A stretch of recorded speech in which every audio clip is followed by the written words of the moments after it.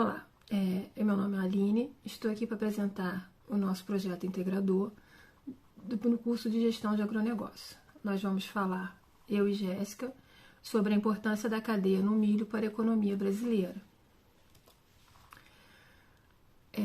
Consumido pelos povos americanos desde 5.000 a.C., o milho foi a alimentação básica de várias civilizações importantes ao longo dos séculos. No Brasil, o consumo do milho vem mesmo antes do descobrimento do país, mas com a chegada dos portugueses foram introduzidos novos produtos à base de milho nas mesas das famílias brasileiras. Ao que tudo indica, o milho chegou ao Brasil bem antes do descobrimento. O cereal estava muito presente na alimentação dos povos indígenas, principalmente dos guaranis. Com a chegada dos portugueses, vieram novas formas de consumo e os produtos à base de milho passaram a fazer parte da alimentação. Segundo informações divulgadas pela Associação Brasileira de Indústria de Milho, ABMilho, no final da década de 50, o consumo do milho chegou a dar lugar ao trigo. No entanto, a partir da segunda metade do século XX, a busca pelo milho voltou a subir. A evolução da agricultura e o desenvolvimento de espécies híbridas ajudou a aumentar a produtividade e a qualidade do milho brasileiro. O mercado do milho. O milho se caracteriza por se destinar tanto ao consumo humano como para ser empregado na alimentação de animais. Ambos os casos, alguns tipos de transformação industrial ou na própria fazenda pode ser necessário. A importância da economia do milho se caracteriza pelas diversas formas de utilização, que vai desde a alimentação animal até a indústria de alta tecnologia. Na realidade, o uso do milho em grão como alimentação animal representa a maior parte do consumo desse cereal, isto é, cerca de 70% no mundo. Nos Estados Unidos, cerca de 50% é destinado a esse fim, enquanto no Brasil varia de 60% a 80%, dependendo da fonte de estimativa ou de ano para ano. Apesar de não ter uma participação muito grande no uso de milho em grão, a alimentação humana com derivados de milho constitui fatores importantes do uso desse cereal em regiões de baixa renda. Em algumas situações, o milho constitui a ração diária de alimentação. Por exemplo, no Brasil, no Nordeste do Brasil, o milho é a fonte de energia para muitas pessoas que vivem no semiárido. Outro exemplo está na população mexicana, que tem no milho o ingrediente básico para a sua cultura. Aqui a gente tem os múltiplos usos do milho, a planta, espiga e grão no Brasil. O uso de um animal direto, que vai sobre rolão, grão, para aves, suínos e bovinos. No uso direto do preparo caseiro, que é a espiga, que pode ser assada, cozida, pamonha, curau, pipoca, pão, bolo, cuscuz. Indústrias de ração, que são rações para as aves, de corte, de postura, outras aves, suínos, bovinos e outros mamíferos. Na indústria de alimentos, que os produtos finais, como amido, fubá, farinha pré-cozida, flocada, canjica, e os intermediários, que são as canjicas, sêmula, moído, grão, farelo de germe, para o xarope de glucose, que vai nas balas duras, balas mastigáveis, doce em pasta, salsicha, salame. Temos também nos xaropes de glucose com alto teor de malte, que vai na cerveja. No caramelo, nos corantes caramelo, que é refrigerante, cerveja, bebidas alcoólicas, molhos. E vários outros tipos, amidos alimentícios, amidos industriais, adesivos, indústrias protéicas. Hoje o Brasil é um país estratégico. A cultura do milho é a segunda cultura mais plantada no Brasil e a terceira maior do mundo. Ficamos apenas atrás dos Estados Unidos e da China, com aumento da produtividade nas últimas 10 safras de 6,8% ao ano. É um produto com muita demanda pelo mercado, sendo que no Brasil 65% do milho é utilizado na alimentação animal e 11% é consumido pela indústria para diversos fins. De acordo com a Conab, a Companhia Nacional de Abastecimento, foi realizada uma pesquisa de campo esse ano, onde traz os dados referentes à produção do milho dos principais grãos entre 21 e do ano de 2021 e 2022. Os maiores incrementos em destaque, além de outros grãos, é o milho, com 1,64 milhões de hectares, que quer dizer 4,5%. De acordo com o site do IBGE, o PIB relativo ao milho foi de aproximadamente 33 milhões de reais, com uma área plantada de 17,9 milhões de hectares. A safra de 2017 superou não só a safra do ano de 2016, como também se tornou a maior safra já registrada na época. Isso pode ser explicado pelo aumento na produção, áreas a serem plantadas e no desinvestimento em sementes, adubo e o manejo do milharal, associado a uma boa ajuda do tempo, do clima, durante todo o ciclo da lavoura nos dois principais estados produtores de milho, que é Mato Grosso e Paraná, que somam junto, representam cerca de 60% da produção nacional. Em 2021, dentre os cereais cultivados no Brasil, o milho é o mais expressivo, com cerca de 57 milhões de toneladas de grãos produzidos em uma área de quase 15 milhões de hectares. E o PIB relativo ao milho em 2020 foi de aproximadamente 73 milhões de reais. Esses dados são referentes às duas safras, a normal e a safrinha. Por suas características fisiológicas, a cultura do milho tem alto potencial produtivo. No entanto, o nível médio nacional de produtividade é muito baixo, cerca de 3.897 quilos por hectare, demonstrando que o manejo cultural do milho deve ser ainda bastante aprimorado para se obter aumento na produtividade e na rentabilidade que a cultura pode proporcionar. Aqui nós estamos demonstrando através do gráfico o ano de 2017 até o ano de 2021 na questão de produção do milho. A mesma coisa fizemos com relação à área plantada no Brasil, milhões de hectares, de 2017 a 2020. No gráfico, podemos observar o aumento de hectares plantados em 2021 e a redução da produção. De acordo com o IBGE, houve uma redução da safra por conta das estiagens e geadas, mas ainda assim foi a segunda maior produção registrada da série histórica do IBGE. A seca entre abril e maio e o plantio atrasado encaminham a segunda safra de milho de 2020 e 2021 para uma importante queda.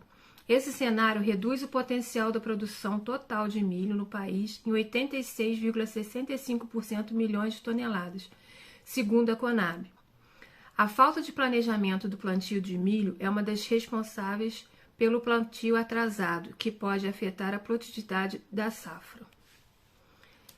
Aí agora a gente vê um gráfico falando sobre o PIB anual entre 2017 e 2021. E a gente sabe que a queda da safra também reduziu a previsão de exportação do milho no Brasil, de 24 milhões aproximadamente para 23. A queda da safra do milho demandará um maior volume de importações, chegando a 2,3 milhões de toneladas. Na condução de uma lavoura, o produtor deve se preocupar com os insumos e equipamentos que serão utilizados em todos os aspectos relacionados com a produção agrícola, como o manejo do solo, a operação de plantio, o manejo das plantas daninhas, a dinâmica e manejo de pragas e doenças, a irrigação quando utilizada e com os aspectos relativos à colheita. Além disso, deverá verificar aspectos relativos ao custo e à rentabilidade da lavoura, sem se descuidar dos aspectos relacionados ao bem-estar social, à qualidade do produto final e à preservação e conservação do meio ambiente. Agora a Jéssica vai vir trazendo para a gente, falando um pouco sobre o primeiro passo recomendado pelo ciclo DCA, que é o planejamento. Bom, como citado em um dos slides acima, né, colocamos um gráfico tirado do IBGE, mostrando a evolução da safra, né, de 2017 até 2021. Tivemos safras de sucesso e outras nem tanto. E podemos perceber em 2021 que tivemos uma área bem maior plantada comparado com o de 2017. Porém, a produção não foi tão boa comparado, né, a de 2017. Então a gente pode perceber que faltou planejamento nessa safra, né? Então a gente vai entrar aqui com os slides mostrando a importância do ciclo PDCA, tá? Então vamos lá. Ter um planejamento traçado estrategicamente faz toda a diferença para qualquer tipo de negócio. No agronegócio não é diferente. A ausência de plano a ser seguido ou a falta de monitoramento na execução do mesmo aumentam as chances de haver desperdício de recursos, gastos desnecessários e falha no alcance da produtividade desejada. Com tantas tecnologias à disposição dos produtores e gestores rurais, cria-se uma falsa impressão de que haverá máxima eficiência em qualquer contexto. No entanto, não devemos seguir por essa linha. As inovações são, de fato, essenciais para o alcance dos melhores resultados possíveis. Mas, para isso, é preciso saber utilizá-las de forma estratégica. Uma das ferramentas que podem ser utilizadas a favor do agronegócio é o chamado ciclo PDCA, sigla para Plan, planejar, do, executar, check, checar e act, agir. Essa metodologia foi desenvolvida na década de 1920 com o objetivo de ser aplicada na administração da qualidade de gestão em indústrias, sendo recomendada para que as empresas obtivessem aprimoramento contínuo em seus produtos. Com os anos, no entanto, o ciclo foi passando por mudanças e expandindo seu propósito inicial. Hoje, ele é considerado uma das ferramentas mais completas e eficientes para o gerenciamento de qualquer tipo de empresa, independente do porte ou segmento de atuação.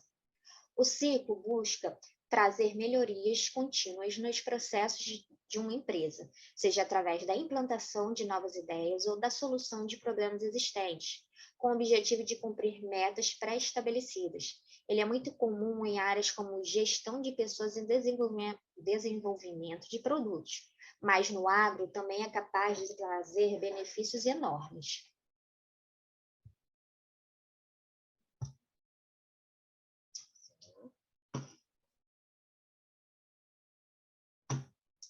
O primeiro passo recomendado pelo ciclo PDCA é o planejamento, como o próprio nome diz. Nesse período, o objetivo é planejar atividades que serão realizadas, as ferramentas necessárias e os resultados esperados. No âmbito do agronegócio, isso contempla questões como a época da operação, as máquinas, insumos, mão de obra necessária, os gastos previstos e o rendimento esperado ao final da produção. Para auxiliar neste momento, o mercado agrícola já conta com softwares que permitem planejamentos a curto, médio e longo prazo, dimensionando investimentos e controlando custos, desde o preparo do solo até o transporte da matéria-prima colhida. Com uma ferramenta de planejamento, todas as informações necessárias para um diagnóstico da produção agrícola são coletadas e cruzadas, gerando um plano confiável a ser seguido.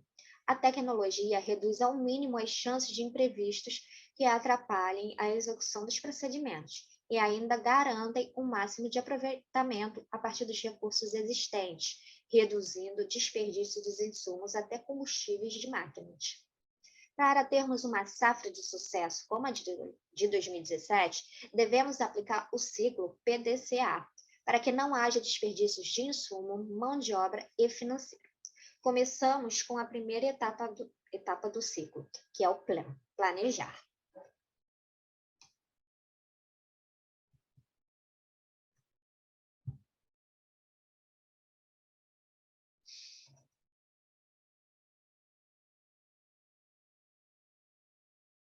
Então, para termos uma safra de sucesso como a de 2017, vamos incluir, né, começarmos com a primeira etapa do ciclo, que é o pleno. Então, sugerimos nos slides até alguns desses itens, né, desse plano estratégico. Bom, que é definir o objetivo do proprietário e da safra, fazer um levantamento do capital já existente, definir no capital, investir no AP, agricultura de precisão, com o objetivo de maximizar a eficácia dos insumos agrícolas. No Brasil, temos variedades de solos e clima, e para não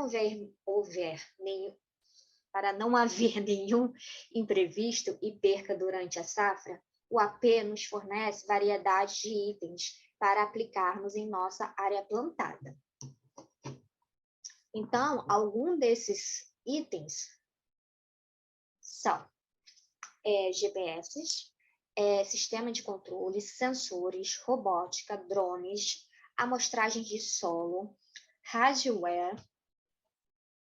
Esses são só alguns dos itens que são capazes de prever, na maioria dos casos, qualquer eventualidade climática. A falta de entrada e saída de caixa, controle do estoque para que não haja desperdícios, controle de praga, entre outros problemas que muitas propriedades enfrentam sem o planejamento adequado. É isso. Obrigada.